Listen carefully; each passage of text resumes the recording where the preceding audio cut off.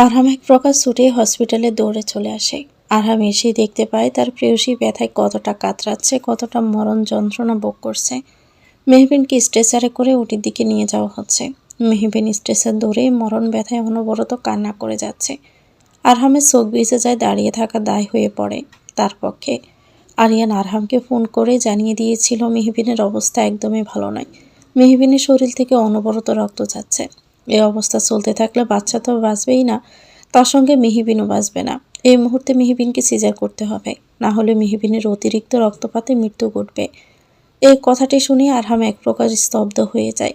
অব্র মেহবিনের কথা শুনে হসপিটালে দৌড়ে আসে। নিজের ভালোবাসার মানুষটির এই করুণ দশা দেখে অব্রের বুকটা জ্বলে যাচ্ছে। সে মেহবিনের দিকে এগোতে নিলে মেহবিন হাত নাড়িয়ে আরহামকে কাছে ডাকে। আরহাম দৃঢ় পায়ে মেহবিনের কাছে যায়। মেহবিন যন্ত্রণা নিয়ে আরহামের হাত জোড়া শক্ত করে আঁকড়ে ধরে বেজা কাতরতার স্বরে বলে, আরহাম সাহেব, ওরা আমার এত তাড়াতাড়ি সিজার করছে কেন? আমার বাচ্চার কিছু হয়নি তো? ও আরহাম সাহেব, বলুন না কিছু। আরহামের বুক ফেটে কান্না আসলেও সে তার সংযত করে মেহবিনের দিকে তাকিয়ে শুকনো হাসি দিয়ে বলে, কিচ্ছু হবে না বেবির, তুমি বুঝলে না? বেবি একটু তাড়াতাড়ি চলে আসতে চাইছে। তাকে নিয়ে আমরা কত প্ল্যান করেছি। সে চলে আসলেই আমরা সব কিছু করবো। আল্লাহ ভরসা, কিচ্ছু হবে না। বি পজিটিভ, ওকে? মেহবিন আরহামের কথা শুনে আরহামের হাত জোড়া আরও শক্ত করে ধরে। আপনি তো আছেন, তাই না আরহাম সাহেব? আমার আর কোনো চিন্তা নেই। মেহবিন আরহামের অনেকটা ভরসা দিয়ে ধরে আছে এতটা যন্ত্রণার মধ্যেও। অব্র মেহবিনের দিকে এগোয় না, সে থেমে যায় তার স্থানেই। সে খুব ভালো করেই বুঝতে পারছে মেহবিনের এই মুহূর্তে তার সঙ্গে প্রয়োজন নেই। মেহবিন সব থেকে ভরসা আরহামকেই করে, তাই তো এতটা যন্ত্রণার মধ্যেও সে ঠিকই আরহামের হাত জোড়া আঁকড়ে ধরে রেখেছে। আরিয়ান আরহাম এবং মেহবিনের কাছে এসে বলে, ভাই দেরি হয়ে যাচ্ছে, মেহুকে এক্ষুনি ওটিতে নিয়ে যেতে হবে। আরহাম আরিয়ানের কথা শুনে মেহবিনের হাত আলতো করে ছেড়ে দেয় এবং চোখ দিয়ে মেহবিনকে ভরসা দেয়। মেহবিন আরহামের ভরসা পেয়ে নিজের আখি জোড়া বন্ধ করে ফেলে। মেহবিনকে ওটিতে নিয়ে যাওয়া হয়। ডক্টর জেসমিন মেহবিনের প্রসব বেদনা ওঠানোর জন্য মেহবিনকে ইঞ্জেকশন দিয়ে দেয়। মেহবিনের ব্যথা দ্বিগুণভাবে বৃদ্ধি পেতে থাকে। ওটির বাহিরে আরহাম পায়চারি করে যাচ্ছে, তরতর করে ঘামতে থাকে। আরহাম শুধুমাত্র এখন আল্লাহর কাছে দোয়া করছে বাচ্চাটা এবং মেহবিন যেন ঠিক থাকে। অব্র এক কোণে দাঁড়িয়ে আছে। আরহাম আরিয়ানের কাছে এসে বলে, আচ্ছা ভাই, একটা কথা বলো তো, মেহবিন এবং বাচ্চা দুজনেই কি ঠিক থাকবে, তাই না? এ ভাই, বলো না। আরিয়ান কোনোরূপ জবাব দেয় না। তার চোখের কোণে জল এসে জমাট বাঁধে। তার ভাই যে সত্যিটা শুনে সহ্য করতে পারবে না তা সে খুব ভালো করেই জানে। একজন ডাক্তার হয়ে এতটুকু আরিয়ান খুব ভালো করেই জানে, 6 মাসের মাথায় কোনো বাচ্চার ডেলিভারি হলে তার বেঁচে থাকা তেমন কোনো চান্স নেই। তার মধ্যে মেহবিনের শরীর থেকে অজরে রক্তপাত হয়েছে। দাঁতে তো বাচ্চাটা যথেষ্ট ক্ষতি হয়েছে। এত কিছুর মধ্যে বাচ্চাটা বাঁচার আদৌ কোনো সম্ভাবনা কি রয়েছে? আরিয়ানকে চুপ থাকতে দেখে আরহামের অস্থিরতায় দ্বিগুণভাবে বেড়েই চলছে। ভিতর থেকে মেহবিনের আর্তনাদ কানে আসতেই স্থির হয়ে দাঁড়িয়ে থাকতে পারে না। আরহাম বেরিয়ে যায়। অব্র চোখও ভিজে ওঠে। ভালোবাসার মানুষটির কষ্টটা অনুভব করাটা কতটা যে বেদনার তা আজ অব্র হাড়ে হাড়ে টের পাচ্ছে। যে মেয়েকে কষ্ট দিয়ে একটা সময় সে পৈশাচিক আনন্দ পেত, আজ তারই কষ্টে অব্রের বুকটা ছারখার হয়ে যাচ্ছে। কি অদ্ভুত নিয়তির খেলা! অব্র এখন খুব করে চাইছে তার সন্তানের কিংবা মেহবিনের যেন কিচ্ছু না হয়। একজন মধ্যবয়স্ক মহিলা ছবির ফ্রেমে চোখ বোলাচ্ছেন। ছবিতে স্পষ্ট দেখা যাচ্ছে একজন যুবতী তার ছোট্ট মেয়েকে কোলে নিয়ে বসে আছে। ছবিটা দেখে মহিলাটির চোখ থেকে নোনা জল গড়িয়ে পড়ে, কেননা ছবিটাতে রয়েছেন তিনি এবং তার মেয়ে। আজই তারই কোনো এক পাপের ফলে তার মেয়ে তার থেকে দূরে, অনেকটাই দূরে। এমনকি তারই পাপের ফলটা আজ তার মেয়েকে সহ্য করতে হচ্ছে। মহিলাটা ছবিটাকে বুকের মাঝে সীমাবদ্ধ করে বলে, মেহুমারে, তোর মা এবার আর নিজেকে লুকিয়ে রাখবে না। এবার তোর মা তোর কাছে ধরা দেবে। আরিয়ান চারপাশে চোখ বুলিয়ে দেখতে পায় আরহাম নেই। এরকম সময় আরহাম আবার কোথায় গেল? আরিয়ান আরহামকে খোঁজার উদ্দেশ্যে হসপিটালের চারপাশে যেতে লাগে। হাঁটতে হাঁটতে আরিয়ানের চোখ আটকে যায় হসপিটালের মসজিদের দিকে। মসজিদে বসে আরহাম নামাজ পড়ছে, মুনাজাত তুলছে তার রবের কাছে। কারণ আরহাম জানে এই মুহূর্তে মহান আল্লাহ তাআলাই পারে তার প্রেয়সী এবং বাচ্চাটাকে বাঁচাতে। আরিয়ান স্পষ্ট দেখতে পাচ্ছে আরহাম মুনাজাতে কি যেন বিড়বিড় করছে। বিড়বিড় করতে করতে তার চোখ দিয়ে অঝোর দ্বারাই অশ্রুপাত হচ্ছে। আরহাম নামাজটা পড়ে উঠে দাঁড়িয়ে দেখে আরিয়ান দাঁড়িয়ে আছে, মুখটা কেমন থমথমে। আরিয়ান ধরে আসায় গলায় বলে, ভাই, অপারেশন হয়ে গিয়েছে, ওটির সামনে চল। আরহাম খুশি হয়ে বলে, তার মানে ডেলিভারি হয়ে গিয়েছে? আলহামদুলিল্লাহ। বেবি চলে এসেছে আরিয়ান, তাই না? তাহলে তুই এখানে দাঁড়িয়ে দাঁড়িয়ে কী করছিস? চল, সবার আগে বেবিকে কিন্তু আমিই দেখব। আরিয়ান আরহামকে কিছু বলতে চাইলেও সে শোনে না, বরং ছুটে চলে যায় ওটির সামনে। ওটির সামনে আসতেই সে দেখতে পায় অব্র চেয়ারে বসে কাঁদছে। অব্রকে এভাবে কাঁদতে দেখে আরহামের কিছুটা অবাক হয়। আরিয়ানও চলে আসে। আরিয়ানও চোখে পানি। ডক্টর জেসমিনও কালো মুখে বেরিয়ে আসে ওটি থেকে। আরহাম ডক্টর জেসমিনের কাছে এসে বলল, ডক্টর জেসমিন, বেবি কোথায়? I am so sorry mister Arham Hasan Talukdar. জেসমিনের কথা শুনে এবার আরহামের সত্যি ভয় হচ্ছে প্রচণ্ড। আরহাম ঘাবড়ে গিয়ে বলে, সরি? মানে কিসের সরি? জেসমিন এবার স্পষ্ট গলায় বলল, দেখুন মিস্টার আরহাম, এমনিতে ডেলিভারি 6 মাসের মাথায় হয়েছে। 6 মাসে কোনো বাচ্চার স্বাভাবিক গঠন কোনোভাবেই হয় না। 6 মাসের ডেলিভারি মানেই বাচ্চাটার নিশ্চিত মৃত্যু। তার মধ্যে মেহবিনের যথেষ্ট রক্তক্ষরণ হয়েছে। মেহবিনকে বাঁচাতেই আমাদের 6 মাসে সিজার করতে হয়েছে। তাই বলছি, I am so sorry mister Arham, বাচ্চাটাকে আমরা বাঁচাতে পারিনি। কথাটি শুনি আরহামের পৃথিবী যেন এক মুহূর্তের জন্য থমকে গেছে। জেসমিন হাতের ইশারায় আরহামকে ছোট্ট কেবিনটির দিকে তাকাতে ইশারা করে। আরহাম তাকাতেই দেখতে পায় ছোট্ট কেবিনে ছোট্ট খাটে সাদা কাপড়ে ছোট বাচ্চাটাকে মুড়িয়ে রাখা হয়েছে। তার চারপাশে কাঁচ দিয়ে আবদ্ধ করে রাখা হয়েছে। বাচ্চাটাকে এইভাবে দেখে আরহাম থমকে দাঁড়ায়। শরীরটা যেন তার ভারসাম্য হারাতে শুরু করে। আরহাম যেন দাঁড়িয়ে থাকতে পারছে না। দপ করে মাটিতে বসে পড়ে সে। আরহাম এসে তার ভাইকে সামলায়। আরহাম স্তব্ধ হয়ে বসে আছে। মুখের ভাষাটুকু আজ আর তার নেই। বেবিটাকে নিয়ে মেহবিনের এত লড়াই মুহূর্তে বিফল হয়ে গেল। বেবিটাকে নিয়ে আরহাম এবং মেহবিনের কত স্বপ্ন ছিল, মুহূর্তে তা শেষ হয়ে গেল। অব্র তার সন্তানের দিকে তাকাতে পারছে না। ডুকরে মাথা নিচু করে কেঁদে যাচ্ছে। নিয়তি এতটা নিষ্ঠুর কেন? প্রাক্তন স্ত্রীর ঘুমন্ত মুখের দিকে তাকিয়ে এক ফোঁটা জল ফেলে অব্র। ঘুমন্ত অবস্থায় স্পষ্ট দেখা যাচ্ছে মেহবিনের মুখটা শুকনো। এখন প্রায় রাত 2টো বাজে। অপারেশনেই ডক্টর জেসমিন মেহবিনকে ঘুমের গভীর ডোজ দিয়ে গিয়েছিলেন, যার ফলে মেহবিন এখনও জানে না যাকে নিয়ে তার এত লড়াই সে বেছে নেই পৃথিবীর বুকে।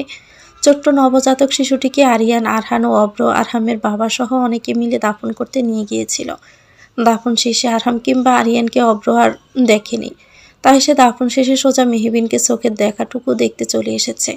অব্রর গলা ধরে আসছে। ভাবতেই কষ্ট হচ্ছে তার সন্তান পৃথিবীর বুকে আর বেঁচে নেই।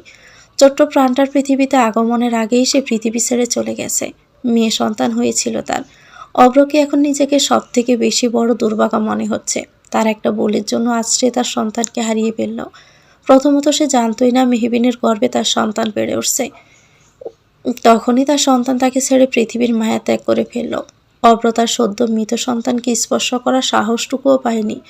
নিজে কেমন একটা অপরাধী মনে হচ্ছিল তার। আরহাম নিজের হাতে কাঁদতে কাঁদতে বুকে পাথর দিয়ে সে ছোট্ট শিশুটিকে নিজ হাতে মাটিতে শুইয়ে দেয়। অব্র আরেক দফা কেঁদে ওঠে। তখনই তার চোখ যায় সামনে থাকা রমণীর দিকে। মায়েরা ছলছল চোখে তার দিকেই তাকিয়ে আছে। মায়েরাকে দেখে পুনরায় মাথায় রক্ত ছড়ে বসে তার। হসপিটালের করিডোরে মাথা নিচু করে বসে আছে আরহাম। আরিয়ানও তার ভাইয়ের দিকে অশ্রুসিক্ত দৃষ্টিতে তাকিয়ে আছে। আরিয়ান জানে তার ভাইয়ের মনের উপর দিয়ে কতটা ঝড় বয়ে যাচ্ছে এখন। এক প্রকার পাথর হয়ে বসে আছে আরহাম। আরিয়ান আরহামকে জাকাতে জাকাতে বলল, ভাই তুমি একটু মাথা তুলে বসো। আমি জানি ভাই তুমি কতটা কষ্ট পাচ্ছ, তাই বলে এভাবে পাথর হয়ে বসে থেকো না। কাঁদো ভাই, একটু কাঁদো তুমি, হালকা করো নিজেকে। আরহাম আরিয়ানের দিকে মাথা তুলে তাকাতেই আরিয়ানের বুকটা ধক করে উঠল। আরহামের সমস্ত কষ্ট যেন তার চোখে এসে ধরা দিচ্ছে। এখন শুধু অজরে অশ্রুপাত করলে সেই কষ্টগুলো একটু হলেও বুকটাকে হালকা করবে। কিন্তু আরহাম কাঁদল না, বরং তার হাতের দিকে তাকিয়ে শান্ত কণ্ঠে বলল, যে হাতে বেবিকে বড় করব ভেবেছিলাম, আজ সেই হাতে তাকে দাফন করে দিয়ে আসলাম। ভাবতে পারছিস আরিয়ান, কতটা বেদনাদায়ক অনুভূতি। আমার এবং মেহবিনের কত স্বপ্ন তার নিমিষে শেষ হয়ে গেল। জানিস, আমি ওকে আমার নিজের মেয়ের মতো মানুষ করতাম। ওকে সব কিছু কিনে দিতাম, আমার কাছে যা যা চাইতো সব দিতাম। তাহলে কেন চলে গেল রে, বলতে পারিস আমাকে? আরিয়ান, নিয়তি এতটা নিষ্ঠুর কেন হলো? আরহাম কথাটি শান্ত সুরে বলল, সেই কথাতে ছিল বেদনাদায়ক আর আর্তনাদ। তার ভিতরের কষ্টগুলো যে জমাট বেঁধে রয়েছে, সেটাই বহিঃপ্রকাশ করতে শুরু হয়েছে। আরিয়ান তা ভালো করে বুঝতে পারছে। আরিয়ান কিছু বলতে নিলে তখনই সে শুনতে পায় অব্রর চিৎকার চেঁচামেচি। আরহামকে রেখে আরিয়ান উঠে দাঁড়িয়ে দেখতে যায় অব্র মায়েরার সাথে চেঁচিয়ে কথা বলছে। এখানে কেন এসেছো তুমি? এটাই দেখতে আসছো তাই না, যে তুমি আজ কতটা জিতে গেছো? এতটাই প্রতিহিংসার আগুন তোমার মধ্যে যে আমার এবং মেহবিনের বাচ্চাটাকেই তুমি মেরে ফেললে। অব্রর কথার প্রেক্ষিতে মায়েরা নিচু গলায় বলল, তুমি আমাকে ভুল ভাবছো অব্র। দেখো আমি যতই মেহবিনকে সহ্য করতে না পারি, কিন্তু বাচ্চাটাকে আমি মারিনি। দেখো বাচ্চাটা তো কোনো দোষ নেই, সে তো নিষ্পাপ, তাকে আমি কেন মারতে যাব? সঙ্গে সঙ্গে অব্র দ্বিগুণ চিৎকার করে বলে, তোমার নাটক বন্ধ করো মায়েরা। তুমি যে কতটা খারাপ হতে পারো তা আমি খুব ভালো করেই জেনে গিয়েছি। তোমার বাবাকে তো তুমি এই কাজটা করতে বলেছিলে, তাই না? ছি মায়েরা। মায়েরা কাঁদতে কাঁদতে বলল, দেখো অব্র, আমি জানি আমার বাবা যা করেছে তা কতটা ভুল, কতটা ঘৃণিত কাজ। বিশ্বাস করো আমি এসব কিচ্ছু জানতাম না। জানলে আমি কখনোই বাবাকে এমন কাজ করতে দিতাম না। আমি তো মা হতে চলেছি, আমি বুঝি একটা মায়ের কতটা কষ্ট। আমি নিজের বাবার কাজের জন্য কতটা অনুতপ্ত, তাই আমি ছুটে চলে এসেছি। যখন খবরটা শুনলাম যে মেহবিনের বাচ্চাটা মারা গিয়েছে, মেহবিনের চিৎকার চেঁচামেচিতে ঘুমটা হালকা হয়ে গিয়েছিল। মায়েরার কথা কানে আসতে সে দরপড়িয়ে উঠে বসে। সে এক প্রকার জন্য স্থগিত হয়ে বসে থাকে কিছুক্ষণ, বুকে ব্যথা করছে। মেহবিন কিছুক্ষণের জন্য ভাবলো সে ভুল শুনছে, এসব কিছুতেই সত্যি হতে পারে না। তার সন্তান তার কাছেই আছে। মেহবিনের পুরো কেবিন জুড়ে চোখ বলিয়ে নিল। তার সন্তানে তো তার পাশেই থাকার কথা। সাধারণত সন্তান জন্মগ্রহণ করলে তার মায়ের পাশে তাকে শুইয়ে রাখা হয়। তার কলিজার টুকরা কোথায়? সে তো পৃথিবীতে চলে এসেছে, তাহলে সে মেহবিনের পাশে কেন নেই? মেহবিন পেটের ব্যথা নিয়ে কেবিন থেকে বেরিয়ে গেল। মেহবিনকে এই অবস্থায় বেরিয়ে আসতে দেখে সবাই চমকালো বটে। অব্র বলল, মেহু তুই এই অবস্থায় বেরিয়েছিস কেন? অব্রর কথায় পাত্তা না দিয়ে মেহবিন আরিয়ানের দিকে এগিয়ে এসে বলল, আচ্ছা আরিয়ান, আমার বেবি কোথায় বলতো? নিশ্চয় আরহাম সাহেব তাকে নিজের কাছে এখনো রেখে দিয়েছে। কোথায় নিয়ে আসতে বল। আমার বেবিকে সবার আগে ভেবেছিলাম আমি কোলে নিব। দূর, কিছুই হলো না। আরহাম সাহেব ঠিক আমার বেবিকে আগে কোলে নিয়ে নিয়েছেন, তাই না? মেহবিনের কথায় আরিয়ান ঠোঁট কামড়ে কেঁদে ওঠে। আরিয়ানকে কাঁদতে দেখে মেহবিন অবাক হয়ে বলে, কি রে, তুই এভাবে কাঁদছিস কেন? হ্যাঁ, আমার বেবি কোথায়? আরে বল না বেবি কোথায়? আরিয়ান বলতে পারল না, তার আগে অব্র কান্না মিশ্রিত গলায় বলল, আমার সন্তান বেঁচে নেই রে মেহু, সে আমাদের ছেড়ে অনেক দূরে চলে গিয়েছে। সঙ্গে সঙ্গে মেহবিন অব্রের মুখ চেপে ধরে ক্ষিপ্ত গলায় বলে, কি বলছো অব্র? তুমি এতটা নিকৃষ্ট যে আমার সন্তানকে মৃত্যু বলছো তুমি? একদম মিথ্যে কথা বলবে না তুমি। আমার কলিজার টুকরোর কিচ্ছু হয়নি। মেহবিন এবার ডক্টরদের কাছেও জানতে চাইল তার সন্তানের কথা, কিন্তু বরাবরের মতো তারাও নীরবতা পালন করলেন। মেহবিন এবার আরহামের নাম ধরে ডাকতে ডাকতে বলল, কেউ আমার বেবির কথা বলছো না কেন? তার মানে সবাই ওই প্রতারক অব্রর মিথ্যে কথার সাথে সায় দিচ্ছ, তাই না? কিন্তু আরহাম সাহেব ঠিকই সত্য কথা বলবে আমাকে। আরহাম সাহেব কোথায় আপনি? আরহাম মাথা নিচু করে বসেছিল। মেহবিনের ডাকে সে মাথা তুলে তাকিয়ে বুঝতে পেরে যায় মেহবিন জেগে গিয়েছে, এবং এটাও জানতে পেরে গিয়েছে তার সন্তান আর বেঁচে নেই। আরহাম উঠে দাঁড়িয়ে মেহবিনের কাছে ছুটে গিয়ে দাঁড়ায়। আরহামের চোখ মুখ ফুলা দেখে মেহবিন বুঝতে পারছে আরহাম কেঁদেছে। মেহবিন আরহামের কাছে অনেকটা আশা নিয়ে জিজ্ঞেস করে, আমার বেবি কোথায় আরহাম সাহেব? দেখুন না, ওরা কি বলছে, আমার বেবি নাকি পৃথিবীতে আর বেঁচে নেই। এটা কি করে হতে পারে বলুন তো? আমার বেবিকে নিয়ে আমার কতটা লড়াই, এতটা ফাইট, সব কিছু কি নিমিষে শেষ হয়ে যেতে পারে বলুন? আচ্ছা আমরা না কত স্বপ্ন দেখেছিলাম বেবিকে নিয়ে, সেগুলো কি পূরণ করব না? ও আরহাম সাহেব বলুন না, আমার বেবি কোথায়? আরহাম অপর দিকে ঘুরে যায়। মেহবিনের কথার জবাব দেওয়ার মতো সাধ্য তার নেই, সে পারবে না তা করতে। কথাটি বলতে বলতে মেহবিন মাটিতে দপ করে চিৎকার করে কেঁদে দিয়ে বলে, আমার বাচ্চা, আমার কলিজা মাকে ছেড়ে কোথায় গেলি রে তুই? মেহবিনের কান্নার আর্তনাদ পুরো হসপিটালের দেওয়াল জুড়ে বিরাজমান হয়ে গিয়েছে। মেহবিনের কান্নাতে আরহামের বুকটাও ফেটে যাচ্ছে। মেহবিনের এই করুণ আর্তনাদ দেখে ডক্টরদের চোখে জল চলে আসে। অব্র মেহবিনকে সান্ত্বনা দিতে এগিয়ে আসতে নিলে মেহবিন দ্রুত পায়ে অব্রর কাছে এসে অব্রর কলার চেপে চিৎকার করে বলে, কেন করেছিলে প্রতারণা তুমি? কেন করেছিলে? তোমার টাইম পাসের মূল্য শুধুমাত্র আমি নই, আমার সন্তানকেও দিতে হলো। আজ যদি তুমি আমার সাথে প্রতারণা না করতে, তাহলে এরকম পরিণতি কখনোই হতো না। আমার বাচ্চা, আমার কলিজা আজকে আমার সাথে থাকতো অব্র। তুমি আমার বাচ্চার খুনি, তুমি আমার বাচ্চার খুনি। মেহবিন কথাটি বিড়বিড় করে বলতে লাগলো। মেহবিনের কথা শুনে স্তব্ধ হয়ে গেল অব্র। চোখ দিয়ে অজান্তেই তার নোনা জল গড়িয়ে পড়ল। সে তার সন্তানের খুনি, তার জন্য আজ তার সন্তান তাদের সকলকে ছেড়ে চলে গেছে। মেহবিন অব্রকে ছেড়ে কিছু একটা ভেবে দৌড়ে বেরিয়ে গেল। মেহবিনকে এভাবে দৌড়ে বেরিয়ে যেতে দেখে সবাই হতবাক। মেহবিন যেন এখন নিজের মধ্যেই নেই। ডক্টর বললেন, ওনাকে আটকান আপনারা, সবে মাত্র ওনার সিজার হয়েছে, এই অবস্থায় দৌড়াদৌড়ি করা ওনার জন্য বিপজ্জনক। আরহামও অপেক্ষা না করে মেহবিনের পিছনে দৌড়াচ্ছে। মেহবিন কাঁদতে কাঁদতে হসপিটাল থেকে বেরিয়ে যায়।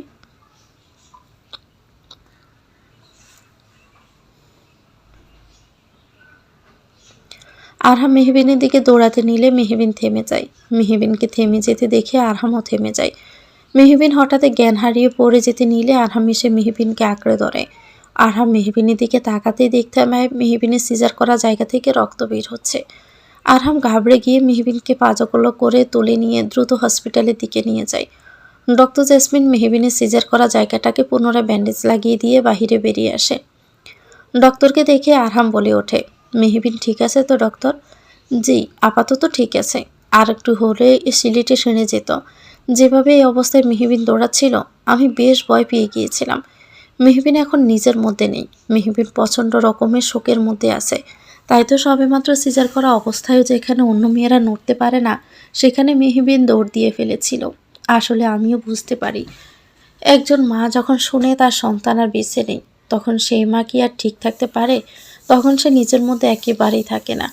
ডক্টর জেসমিনের কথায় সায় দিয়ে আরিয়ানও বলল, তা ঠিক, প্রচণ্ড রকমের শোকের মধ্যে থাকলে মানুষ তখন নিজের ব্যথা, যন্ত্রণা সব কিছু ভুলে গিয়ে অন্য একটা জগতে চলে যায়, যেমনটা মেহবিনও করেছিল।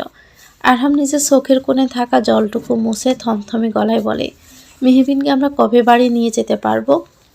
তা ঠিক বলতে পারবো না। মেহবিনের মানসিক অবস্থার উপর দিয়ে যা যাচ্ছে, তাকে কখন মেহবিন সুস্থ হয়ে উঠবে তাও বলা যাচ্ছে না। অব্রর এক পলক কাছের জানালা দিয়ে তার মিহুকে দেখে নেয়। আজ তারই করা একটা ভুলের জন্য মেয়েটাকে এতটা শাস্তি পেতে হচ্ছে। নিজেকে নিজের সন্তানের খুনি বলে মনে হচ্ছে। মেহবিন তখন নিজের মতো না থাকলেও সে ঠিকই বলেছে, আজ অব্রের জন্যই তাদের সন্তান তাদের ছেড়ে চলে গেল। তার ভুলের মাসুল গুনতে হলো ছোট্ট শিশুটাকে।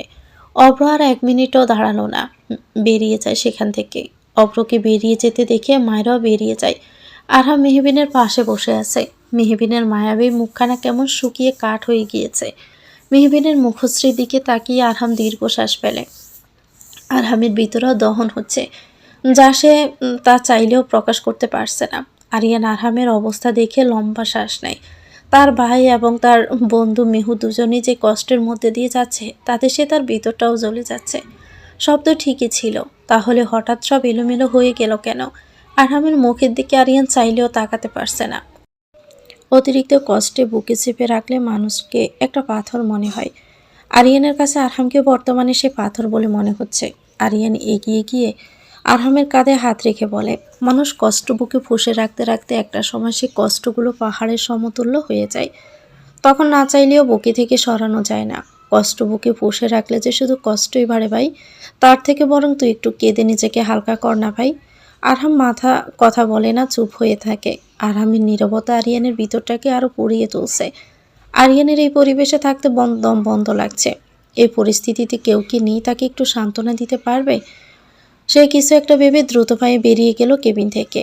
ফারিয়া নিজের রুমে শুয়ে কার্টুন দেখছিল আর বসে বসে চিপস খাচ্ছিল। যদিও তার মা তাকে পড়তে বলেছে, কিন্তু ফারিয়া কি আদৌ পড়ার মেয়ে? পড়া ছাড়া সব কিছুই সে করতে পারবে। তখনই তার ফোনে মেসেজ আসে। ফারিয়া তাকিয়ে দেখে আরিয়ানের মেসেজ। তাতে লেখা, আমি তোমার বাসার নিচেই রয়েছি, একটু আসবে প্লিজ নিচে? শুধু 1 মিনিট দেখা করেই চলে যাব। এত রাতে আরিয়ানের এমন মেসেজে যথেষ্ট চমকে যায় ফারিয়া। সে সঙ্গে সঙ্গে মেসেজে রিপ্লাই দিয়ে বলে, আপনি আমার সাথে মজা করছেন তাই না ডাক্তার সাহেব? দূর, এত রাতে প্র্যাঙ্ক করছেন কেন? আমি কোনো মজা করছি না, চাইলে তুমি বারান্দা দিয়ে এসে দেখে যেতে পারো। ফারিয়া মেসেজটি পেয়ে বারান্দায় গিয়ে চমকে গেল। সত্যি আরিয়ান এসেছে। আরিয়ান সঙ্গে সঙ্গে আবারও মেসেজ দিয়ে বলে, নিচে আসবে প্লিজ? কিছুক্ষণের জন্য হলেও প্লিজ এসো। জানি এত রাতে হয়তো তোমাকে খুব বিরক্ত করছি, কিন্তু বিশ্বাস করো, এই মুহূর্তে তোমাকে আমার বড্ড বেশি প্রয়োজন। ফারিয়া এই আকুতি ভরা মেসেজ পড়ে নিজেকে আর দমিয়ে রাখতে পারল না। তার মাকে কিছু একটা বুঝিয়ে সে নিচে চলে আসতেই সে দেখতে পেল গাড়িতে হেলান দিয়ে দাঁড়িয়ে আছে আরিয়ান। ফারিয়া দেখেই সে এগিয়ে এলো। আরিয়ানের চেহারা দেখে ফারিয়ার কপালে দুশ্চিন্তার ভাঁজ পড়ে যায়। কেননা আরিয়ানের চোখ ছলছল করছে। কি হয়েছে ডাক্তার সাহেব? সব কিছু ঠিক আছে তো? ফারিয়ার প্রশ্নে আরিয়ান উত্তর দিয়ে বলল, কিচ্ছু ঠিক নেই ফারিয়া, কিচ্ছু ঠিক নেই। ভাই, মেহু, কেউ ঠিক নেই। সবাই খুব কষ্ট পাচ্ছে। আমি আর পারছি না পারিয়া, আমারও যে বড্ড কষ্ট হচ্ছে। কথাটি বলেই আরিয়ান পারিয়াকে জাপটে জড়িয়ে ধরে কান্না সুরে বলে, সব এতটা এলোমেলো হয়ে গেল কেন পারিয়া? আমি যে কিছুতেই নিজেকে সামলে রাখতে পারছি না।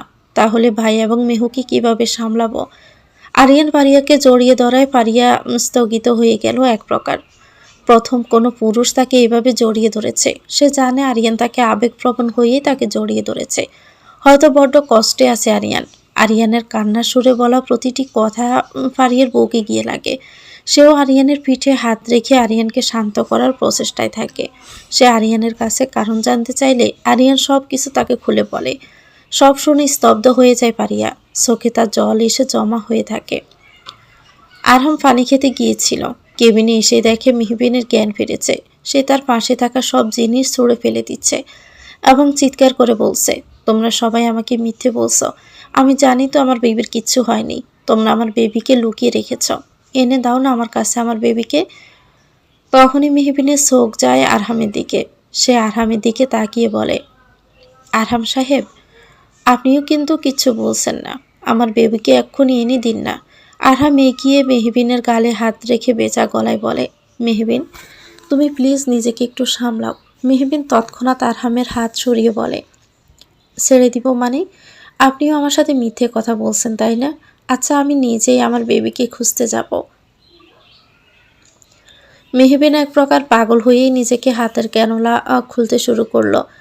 তখনই ডক্টর জেসমিন দ্রুত মেহবিনকে অজ্ঞান করার ইঞ্জেকশন পুশ করে দেয়। কেননা মেহবিনকে এখন অজ্ঞান করে না রাখলে আটকানো যাবে না। আরহামও যেন এবার ধীরে ধীরে দুর্বল হয়ে যাচ্ছে। প্রিয়সীর এমন করুণ দশা দেখাটা সত্যি বড্ড কষ্টকর। আরহাম না পেরে গাড়ি নিয়ে বেরিয়ে যায়। আরহামের গাড়িটি নদীর পাড়ে রেখেই বেরিয়ে আসে। নদীর কিনারা বসে চিৎকার করে কেঁদে ওঠে। যে বাচ্চাটাকে নিয়ে তার এত এত স্বপ্ন ছিল, সে তো চলে গেলই। তার মধ্যে মেহবিনেরও এই করুণ দশা। সব মিলিয়ে আরহামও নিজেকে সামলাতে পারছে না। চিৎকার করে কেঁদে সে তার কষ্টগুলো একটু কমানোর প্রচেষ্টায় থাকে। আর যদি বেবিটাকে তাদের সাথে থাকতো তাহলে যে কি খুব ক্ষতি হয়ে যেত। এতদিন নিজের সন্তানের মতো ভালোবেসে পেলেছিল বেবিটাকে। সারা রাত আরহাম হাসপাতালে ফিরেনি। সকালে সে ফিরে এসেছে হাসপাতালে। মেহবিন জ্ঞান ফেরার পর একদম চুপচাপ হয়ে যায়। কোনো কথা বলেনি কারো সাথে। এক দৃষ্টিতে সামনের দিকে তাকিয়ে রয়েছে। আরহাম আসতে সে মুখ খুলে বলে, আমাকে একটা জায়গায় নিয়ে যাবেন আরহাম সাহেব? মেহবিন এই অবস্থায়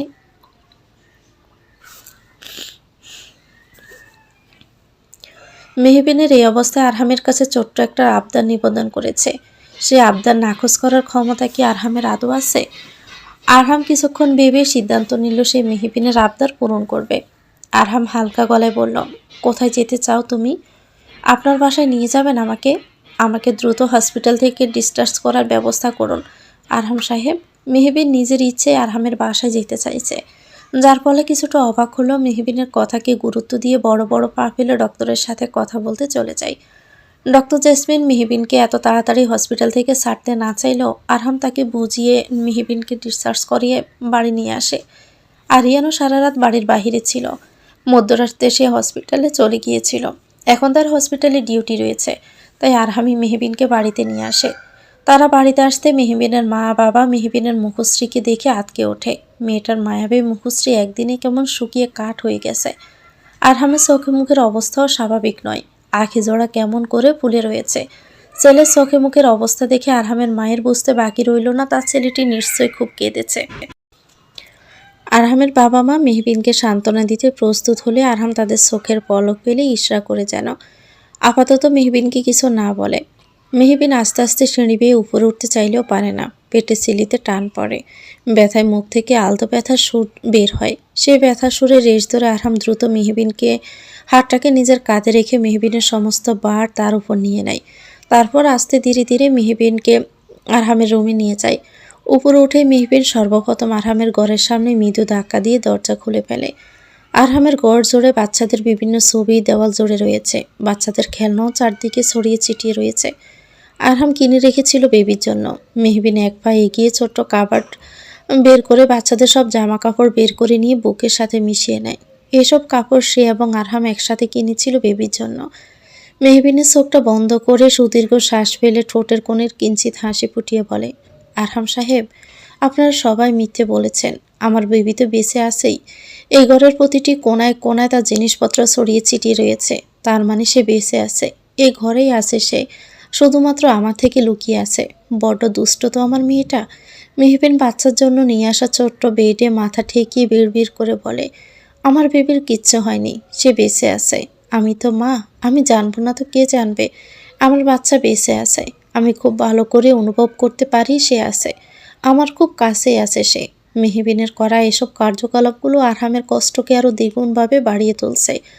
খুব শখ করে তার ঘরটাকে সাজিয়েছিল সে। ভেবেছিল বাচ্চাটা যখন আসবে তখন সেই ঘরে খেলবেই হাসবে। আরহাম অফিস শেষে বাচ্চাটাকে নিজ হাতে ঘুম পাড়িয়ে দেবে। কিন্তু নিয়তির নিষ্ঠুর খেলায় আজ সব কিছু শুধুমাত্র একটা স্বপ্ন। আরহাম দরজায় ঠেস দিয়ে মেহবিনকে দেখতে থাকে। কারো কারো স্পর্শ পেতে দেখতে পায় তার মা দাঁড়িয়ে আছে। মাকে দেখে নিজেকে সংযত রাখতে পারে না, বরং চোখের কোণে লেগে থাকা জলটুকু মুছে মাকে জড়িয়ে ধরে। অব্র ওয়াইনের বোতলটা নিয়ে তাতে চুমুক দেয়। চোখগুলো ঘোলা ঘোলা দেখালো সে স্পষ্ট দেখতে পারছে মেহবিন তার দিকে এগোতে এগোতে বলছে সে খুনি।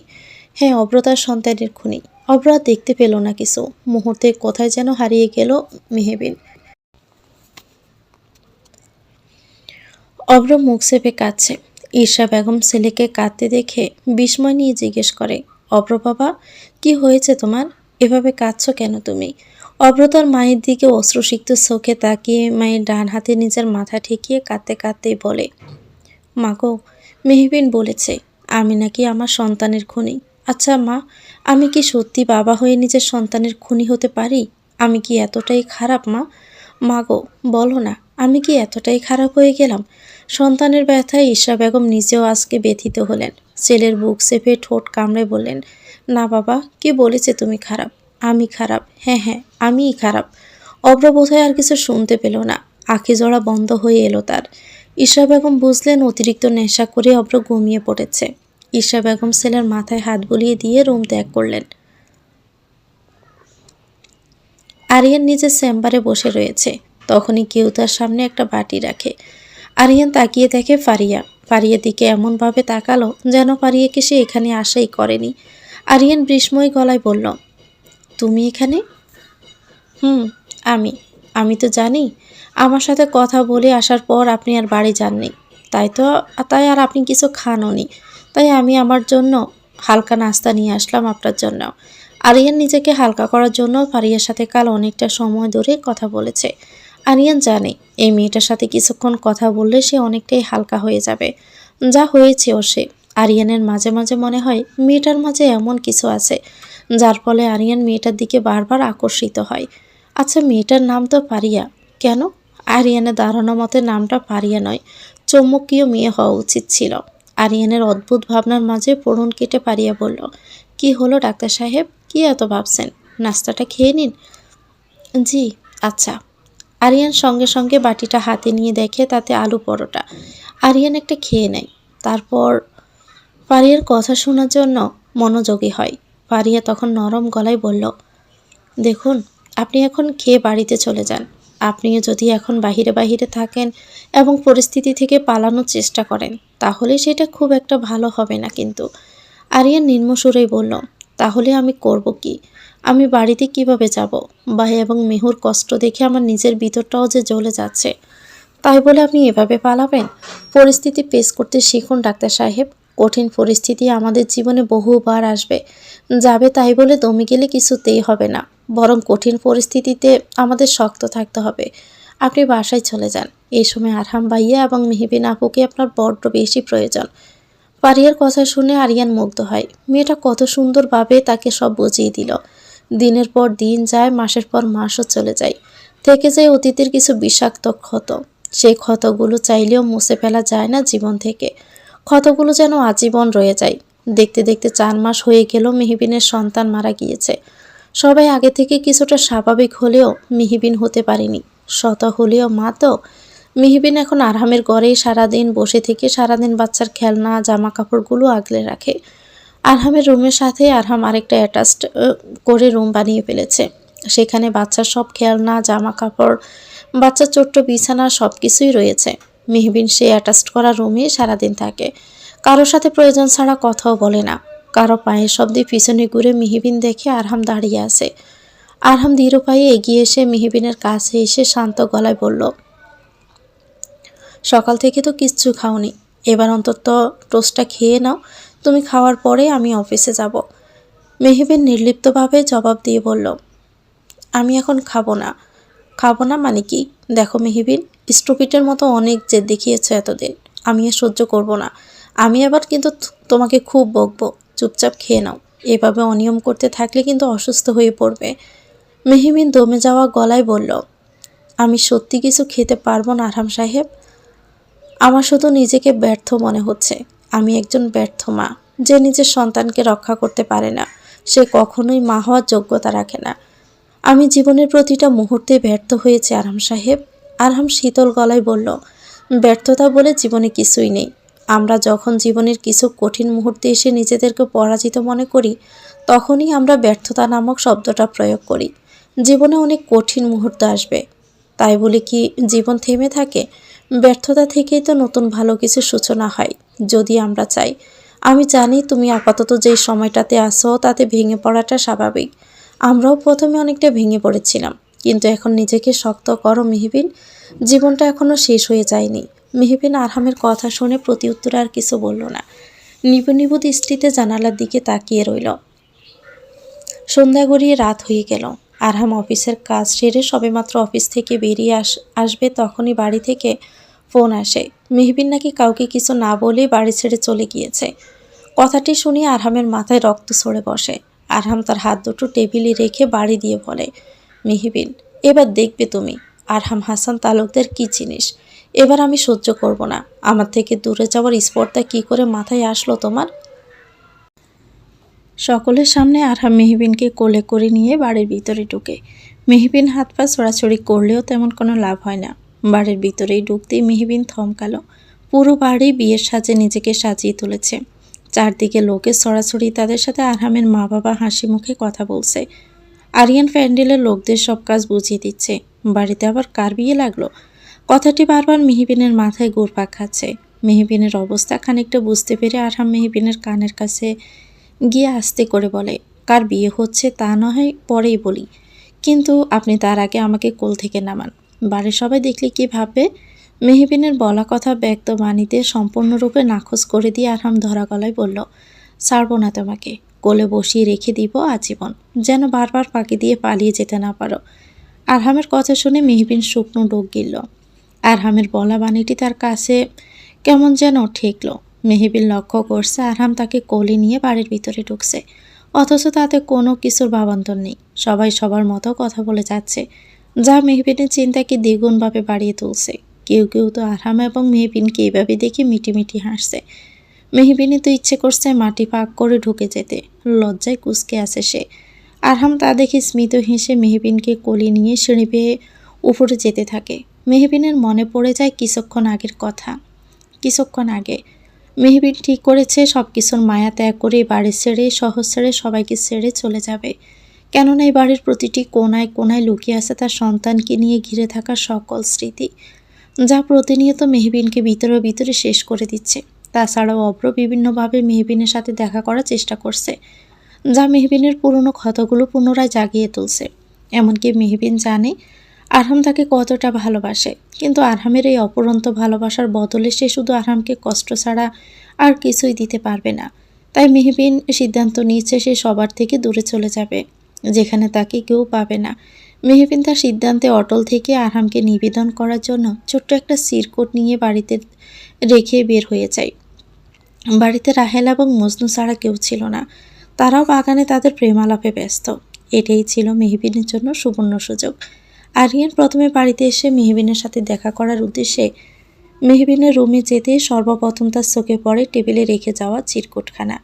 আরিয়ানের চিরকুটটা খুলে বুঝতে পারে মেহবিন বাড়ি ছেড়ে চলে গিয়েছে।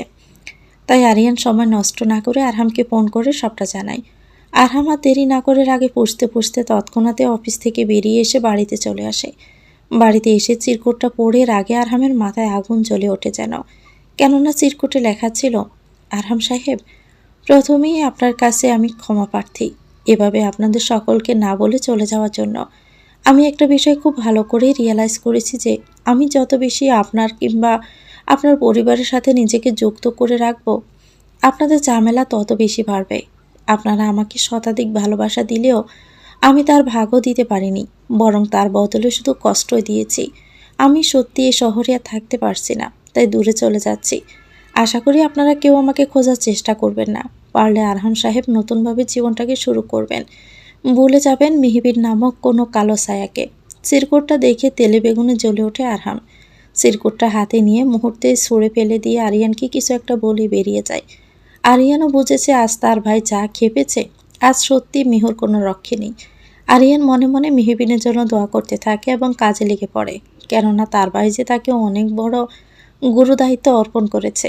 আরিয়ান মনে মনে অনেক খুশিও হয় আরহামের নেওয়া সিদ্ধান্তে।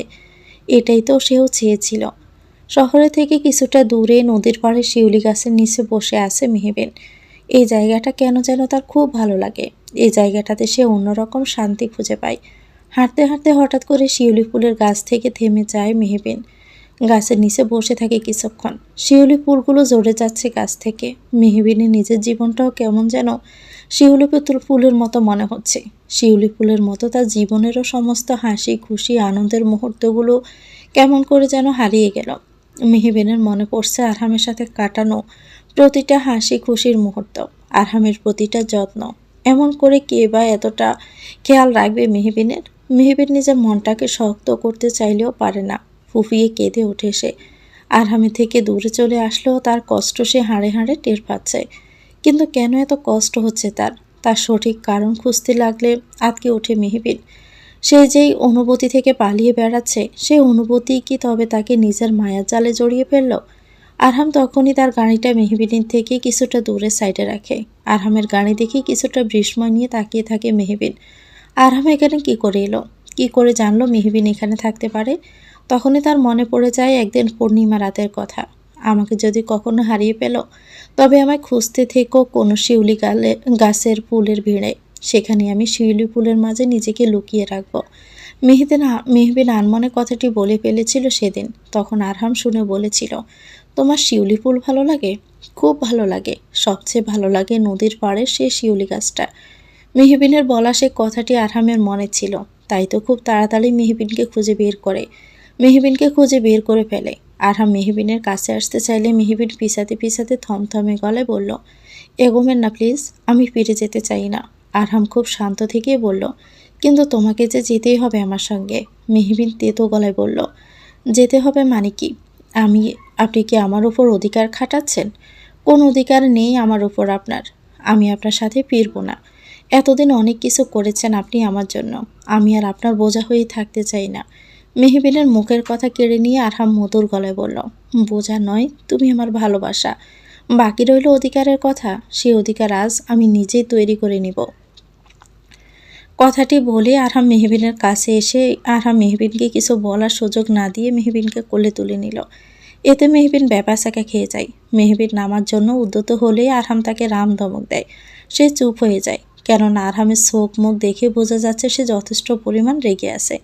আরহামের রাগে জ্বলসে থাকা মুখশ্রীখানা দেখে মেহবিন আর কিছু বলার সাহস পেল না। আরহাম মেহবিনকে কোলে নিয়ে গাড়ি দিয়ে সোজা বাড়িতে চলে আসলো।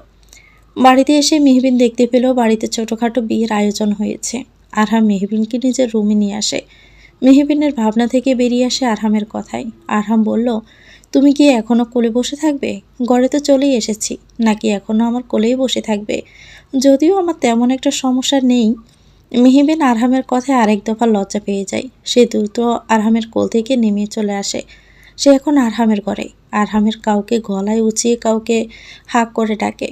আরহামের গলা শুনে কিছু মেয়েরা বিয়ের শাড়ি গহনা বিছানায় রেখে দিয়ে চলে যায়। মেহবিন সব কিছু দেখে বিস্মিত হয়ে বলে, এসব বিয়ের জিনিস কিসের জন্য? আরহাম মেহবিনের কানের কাছে গিয়ে পিস পিস করে বলে, আজ যে আমাদের বিয়ে ম্যাডাম, এগুলো তোমারই বিয়ে শাড়ি গহনা।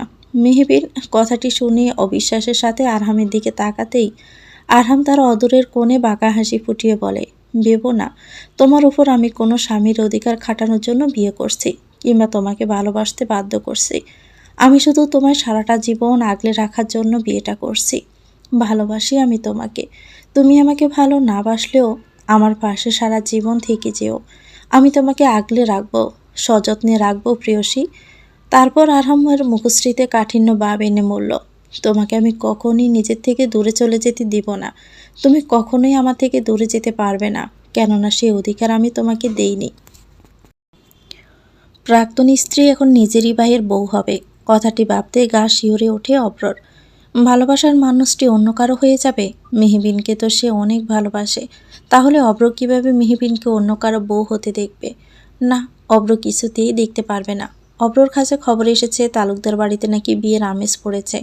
আজকে আরহাম এবং মেহবিনের বিয়ে। কিছুটা হুট করে বিয়েটা ঠিক করা হয়েছে। কিছুক্ষণ আগে জানতে পেরেছে অব্র, কিন্তু অব্র তা কিছুতেই হবে না। সে খুব ভালো করে জানে মেহবিন তাকে এখনও ভালোবাসে। সে অন্য কাউকে কিছুতেই বিয়ে করবে না। ঈশা বেগম ছেলের জন্য খাবার নিয়ে এসে তার ছেলেকে এক প্রকার মরণ যন্ত্রণার ভিতরে কাতরাচ্ছে। ছেলের কাছে জানতে চাইলে তার ছেলে তাকে এক প্রকার এড়িয়ে গিয়ে চলে যায়। এতে ঈশা বেগমের চিন্তা খানিকটা বেড়ে যায়। আরহাম এবার মেহবিনের দিকে এগোতে এগোতে বাবুক কণ্ঠে বলে, চিরকুটে কি লিখেছ যেন? আমি যেন তোমাকে ভুলে যাই, রাইট? মেহবিন ঘন ঘন পলক ফেলল। ভয়ে বুকটা বারবার কাঁপুনি দিচ্ছে। মনে হচ্ছে এক্ষুনি আরহাম তাকে চেপে ধরবে, গিলে একেবারে খেয়েই ফেলবে। আরহামের গম্ভীর্যপূর্ণ বাণীগুলো তার কাছে কেমন যেন ভয়ঙ্কর ঠেকছে। সে মুখ থেকে শব্দ বের করার পূর্বেই আরহাম চাচালো গলায় বলল, আর কি যেন বলেছিলে? আমি যেন নতুনভাবে শুরু করি, তাও আবার অন্য কারো? How dare you Mehbeen! এতটা সাহস তোমাকে আমি কবে দিয়েছি, হ্যাঁ? মেহবিন স্থির হয়ে দাঁড়াতে পারল না, পিছাতে লাগলো। আরহাম রোষপূর্ণ দৃষ্টি মেহবিনের দিকে নিক্ষেপ করে একেবারে মেহবিনের কাছে এসে পড়ল। যতটা কাছে চলে এলে একে অপরের নিঃশ্বাস, একে অপরের বুকের ভিতরের কাঁপুনি গভীরভাবে অনুভব করা যায়। আরহাম মেহবিনের চোখে চোখ রেখে বলল, হাউ হার্টলেস আর ইউ! কোনো হার্ট নেই তোমার, কোনো অনুভূতি বোঝার ক্ষমতা নেই।